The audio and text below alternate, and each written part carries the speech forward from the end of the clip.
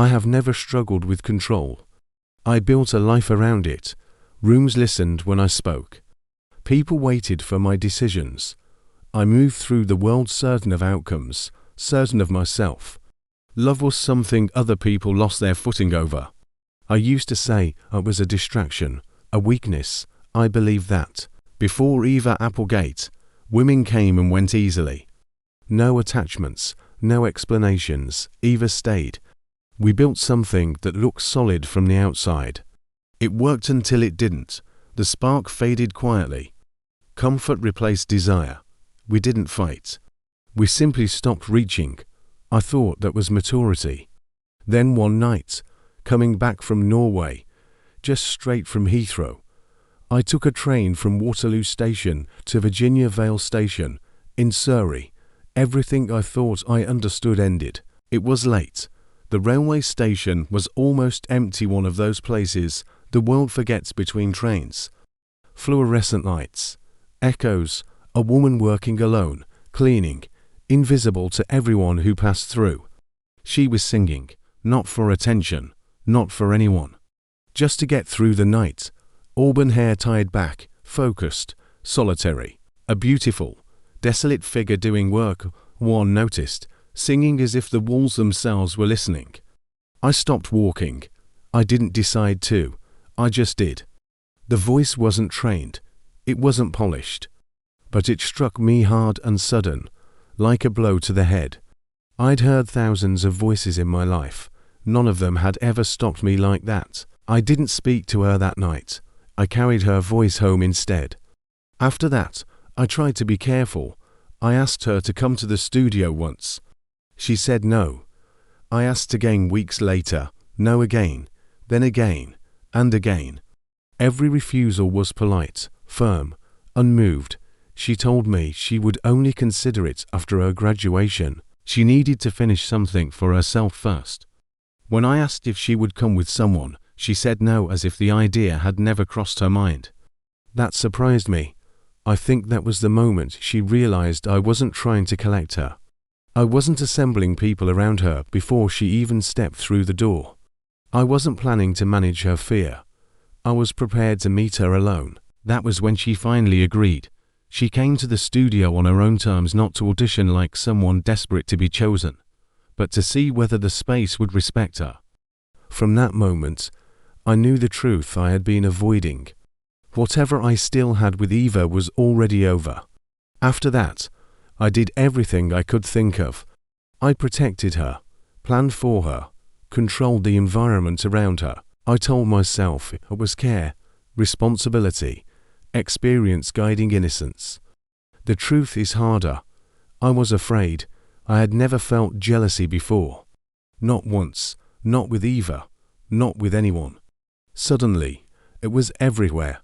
Male attention unsettled me. Her independence unsettled me more. I didn't know how to love someone who didn't need the things I could offer. She doesn't care about money. She doesn't care about power.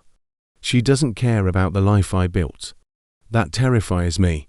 I call her Scylla in my head. I never say it out loud. Some things feel too close to speak. When the press ran photographs of me with Augusta Huckabee, I saw it coming. I knew what it would do to her. When she asked me about it, I answered badly. We had never confessed what was growing between us, but anyone watching could see it. The pull, the tension, the thing neither of us was ready to name.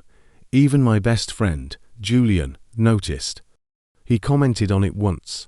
Quietly, I pretended not to hear. I used to mock him for falling so completely in love with Frey's Nordic princess, now his wife. I told myself I was different. More careful, more in control. I wasn't. Sarcastically, cruelly, I wanted to push back against the hold she had over me. I wanted space, distance, control. Instead, I wounded her. Silence felt safer than honesty, so I chose it. Now we live in the aftermath of that choice. She doesn't value the apartments, the cars, the numbers. She stands on stages in front of thousands and still feels alone. I see it. I caused it. I'm looking for someone else to manage her now, not because I don't love her, but because loving her has dismantled everything I rely on. She's a multi-millionaire in her own right. She doesn't need me. And that may be the most dangerous thing of all. I used to believe love was weakness. Now I think it's the one thing I never learned how to survive. I've always been labeled arrogant when things with women fizzled out. I didn't fight to keep them alive. I moved on. They usually didn't. More often than not, they came back, wanting explanations, wanting more. I stayed detached. I have never loved anyone the way I love her. And I have never hated anyone the way I hate what she does to me.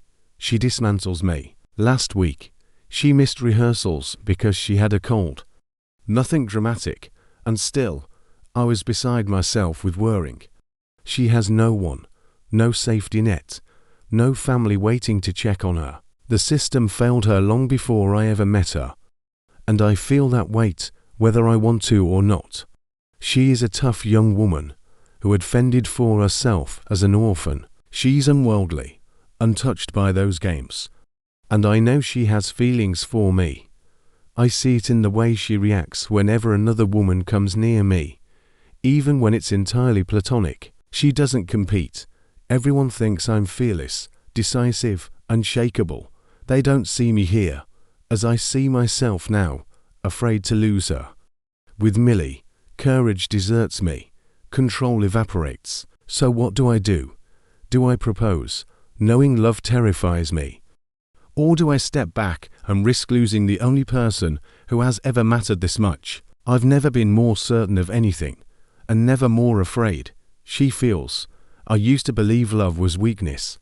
Now I think it's the one thing I never learned how to survive. If you've been following Alex and Millie's journey, subscribe to our channel for the final episodes, and stay with us for many more stories of love, conflict, and redemption.